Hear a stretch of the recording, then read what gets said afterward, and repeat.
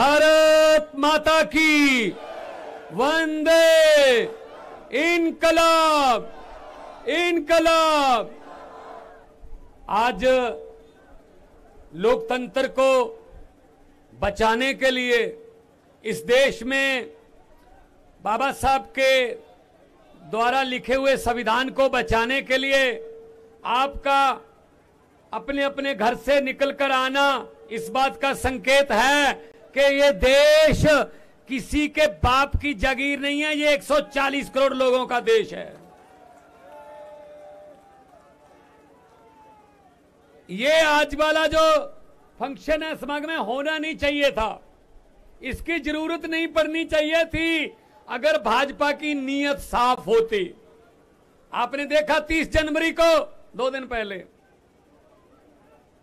कैसे चंडीगढ़ में वीडियो के सामने एक आदमी आम आदमी की वोटों को काट रहा है और पता नहीं कौन सी वोटों को बीजेपी के बक्से में रख रहा है। पता नहीं क्या गलती होगी बीजेपी से, इनकी प्लानिंग के मुताबिक काम नहीं हुआ, वरना वीडियो बंद करवा देते ये, क्योंकि ये पहली बार नहीं हुआ, कैमरे पे पहली बार आया है। करते तो पहले से ही रहे हैं, एमसीडी में भी किया है साथ दिल्ली में। तो आज आपका इस भारी संख्या में यहां पहुंचना इस बात का संकेत है कि इतिहास में नाम लिखा जाएगा कि जब देश में भारत में लोकतंत्र खतरे में पड़ गया था, लोकतंत्र आखिरी सांस पर था, तब उसको ऑक्सीजन देने के लिए कहां इकट्ठ हुआ था? तो सही आंसर होगा आम आदमी पार्टी के दफ्तर के सामने जो लोग आए थे वो लोकतंत्र को बचाने आए। हमारे एमएलए साहबान बैठे हैं, हमारे मेयर बैठे हैं, हमारे एमपी साहब आए हैं लोकसभा के, पंजाब से मेरे साथी आए हैं। मतलब हद है हैरानी की कि इनका बस चले तो इलेक्शन ही ना होने दें, और अगर इलेक्शन हमने कोर्ट के जरिए करवा भी ली तो उसका रिजल्ट देख लो कैसे निकलता है। एक इधर इधर इधर इधर ये चलो चलो चलो चलो चलो चलो चलो। तो ऐसे ही लोकसभा में होता है, ऐसे ही राज्यसभा में बिल पास होते हैं, हाँ वाले हाँ कहें, ना वाले ना कहें, हाँ वालों की जीत हुई जीत हुई जीत हुई, चलो चलो चलो चलो। हद है यार, हद है यार। फिर भाई साहब इतना पैसा क्यों खर्चते हो? देश में इलेक्शन करवाने के लिए सीधा ही तानाशाही डिक्लेयर कर दो। एक बात मैं मीडिया खड़ा सारा, एक बात मैं आपको कहना चाहता हूं, मीडिया वालों आप भी सुन लो। देखो पीड़ित आप भी लोग बहुत होंगे। अगर 2024 में ये किसी न किसी तरीके से खुदा ना खास्ता ये आ गए तो नरेंद्र मोदी का नाम नरेंद्र मोदी नहीं रहेगा, नरेंद्र पुतिन बन जाएगा भाई साहब। बाद में इलेक्शन नहीं करवाएंगे ये, फिर इलेक्शन नहीं होगा, सीधा बस जितनी आजीवन रहेंगे मोदी साहब। हद है यार, हद है यार। तो फिर शहीद भगत सिंह, राजगुरु सुखदेव, चंद्रशेखर आजाद, लाला लाजपत राय, सुभाष चंद्र बोस की आत्मा आज तड़पती होगी। क्या इस वोट के अधिकार को लेने के लिए हमने कुर्बानियां दी थी? क्या 22-22 साल की उम्र में इस वोट के अधिकार के लिए हमने रस्से चूमे थे फांसी के? उनकी आत्मा तड़पती होगी भाई साहब। ये वोट है यार, कमाल है। वोट कहीं और डलता है, निकलता कहीं और है, रिजल्ट कहीं और निकल रहा है। ये कितनी देर चलेगा? तो आपका यहां पे आना हमारे लिए इसलिए सुखद है कि हम लड़ेंगे, जैसा कि गोपाल भाई कह रहे थे, लड़ेंगे और जीतेंगे। और पंजाब से आया हूं, सबसे बड़ी लड़ाइयां पंजाब ने लड़ी हैं। देश की आजादी की लड़ाई में 90% कुर्बानियां पंजाबियों की हैं भाई साहब। आज भी बॉर्डर पे पंजाबी खड़े हैं, कोई गोली दुश्मन देश से भारत की तरफ आती है, सबसे पहले पंजाबी सीना उसके सामने होता है, पंजाबी सीना। तो हम ऐसे कैसे लूटने दे देंगे अपने देश को? हम ऐसे कैसे किसी के हाथ में देश को दे देंगे? हमने लिया, हमारे पुरखों ने कुर्बानियां दी हैं भाई साहब। ये कौन है? ये कौन है हमें देशभक्ति का सर्टिफिकेट देने वाले? ये कौन है सर्टिफिकेट देने वाले? जब देश का बंटवारा हुआ 10 लाख बंदा मरा। कौन मरा? हमारे नाने नानियां, हमारे दादे दादियां। 10 लाख बंदा।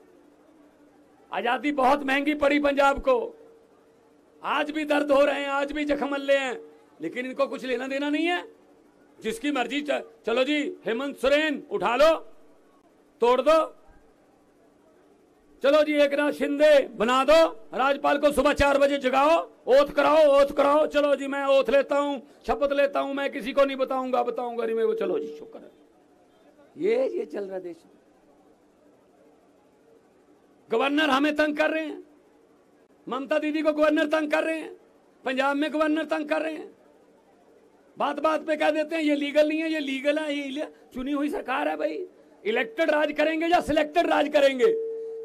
लोकतंत्र में इलेक्टेड राज करते हैं, सिलेक्टेड नहीं करते। इन्होंने सिलेक्टेड की आदत डाल दी है। तो मैं ये कहना चाहता हूं, मैं आपको ये कहना चाहता हूं कि भगत सिंह राजगुरु सुखदेव के वारिस बनेंगे। उनके द्वारा दी गई आजादी, उनके द्वारा दिया गया खून अजाई नहीं जाने देंगे भाई साहब। हम किसी के हाथ में ऐसे देश नहीं दे देंगे। अगर किसी नदिया के किनारे ये नेता लोग बस जाते, अगर किसी नदिया के घाट पर ये नेता लोग बस जाते, तो जनता के प्यासे होंठ 2 बूंद पानी के लिए भी तरस जाते। गनीमत है कि मौसम पर हुकूमत चल नहीं सकती, वरना सारे के सारे बादल भी इनके खेतों में ही बरस जाते।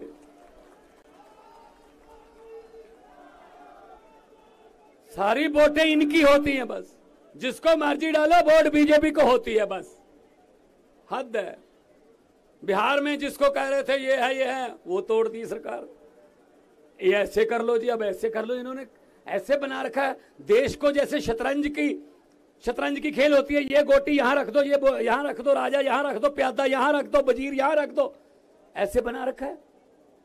इसके लिए हमको आगे आना होगा। आपका आना सुखद है, हमारे लिए सुखद है आपका आना, क्योंकि ये लड़ाई अकेले केजरीवाल नहीं लड़ सकते। अरविंद केजरीवाल जी ने तो शुरू किया था काफिला, अब ये काफिला बहुत बड़ा बन चुका है। पूरे देश में करोड़ों केजरीवाल पैदा हो चुके हैं। एक केजरीवाल को अंदर करने की सोच रहे हो, केजरीवाल को तो अंदर कर दोगे, इसकी सोच को कहां कैद करोगे? इसकी सोच को। पूरे देश में कितने करोड़ केजरीवाल पैदा हो गए। इनका एक ही तरीका है, काम करने का तरीका एक ही है।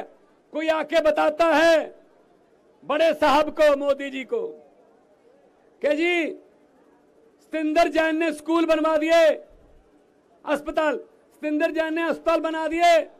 प्राइवेट हॉस्पिटल जो हमने कमीशन पे बनवाए थे वो खाली हैं।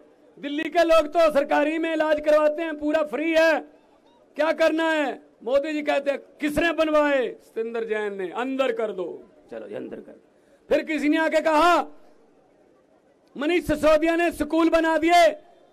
जिस सरकारी स्कूलों में पढ़ाई हो रही है, नीट के टेस्ट क्लियर कर रहे हैं, आईआईटी में जा रहे हैं बच्चे, सरकारी स्कूलों के पढ़े हुए माता पिता अपने बच्चों को प्राइवेट से निकाल के सरकारी में डाल रहे हैं। हमारे वाले जो प्राइवेट वाले थे, जिनसे हम कमीशन लेते थे, वो बंद होने के किनारे हैं जी। क्या करना है? किसने किया? मनीष सिसोदिया ने, अंदर डाल दो जी। राज्यसभा में आपका मोदी अडानी भाई भाई के नारे लगा रहा था। कौन लगा रहा था? संजय सिंह, अंदर कर दो जी। जहां पूरे देश में, मध्य प्रदेश, छत्तीसगढ़, जहां भी जाता केजरीवाल सुपड़ा साहब हो जाता बीजेपी का। क्या करना है? ईडी का नोटिस भेज के अंदर डाल दो। मैं इनको ये कहना चाहता हूं, बीजेपी वालों को कहना चाहता हूं कि हम वो पत्ते नहीं जो शाख से टूट कर गिर जाएं। हम वो पत्ते नहीं जो शाख से टूट कर गिर जाएं। आंधियों को कह दो अपनी औकात में रहें, अपनी औकात में। तो आज अरविंद केजरीवाल साहब नेशनल कन्वीनर हैं, जिन्होंने लड़ाई शुरू की है और लड़ाई निरंतर जारी है। मुख्यमंत्री बन गए 3री बार दिल्ली के, लेकिन लड़ाई निरंतर जारी है। इनके भाग्य में लिखा ही ये है कि पूरा देश साफ करना है झाड़ू से। झाड़ू से पूरे देश की सफाई इनके भाग्य में लिखा है। अकेला दिल्ली तक सीमित नहीं रखेगा परमात्मा इनको। इनको आगे बढ़ने, आगे जाना पड़ेगा। देश की जरूरत बनेंगे ये। तो मैं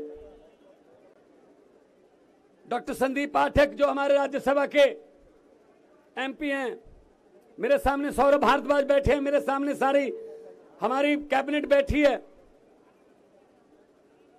पहली पार्टी है जिसकी 10 सालों में 2 स्टेटों में सरकार है और 11 एमपी हैं, 10 राज्यसभा के, 1 लोकसभा का, और गुजरात में 5 एमएलए हैं, एमसीडी है यहां पे, और गोवा में 2 एमएलए हैं।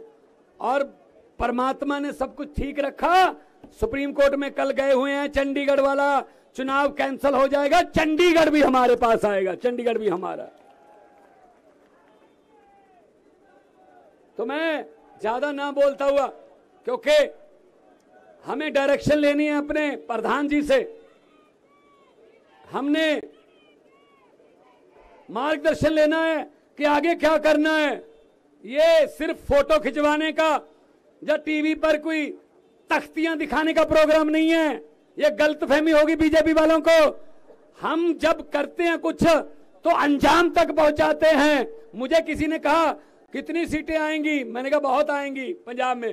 कहते सर्वे में नहीं आ रहे। मैं कहा आम आदमी पार्टी है, सर्वे में नहीं आती, सरकार में ही आती है। हम किसी सर्वे में नहीं आते भाई साहब, हम तो सीधा सरकार में ही आते हैं। तो 2 नारे, दोनों हाथ ऊपर उठा के, इनकलाब इनकलाब, बोले सोनिहाल। बहुत बहुत धन्यवाद, बहुत बहुत मेहरबानी, आपने प्यार से सुना। और ऐसा ही संघर्ष जारी रखना है, लोकतंत्र बचाना है। देश हमारा है, ये किसी के बाप की जागीर नहीं है। बहुत बहुत धन्यवाद।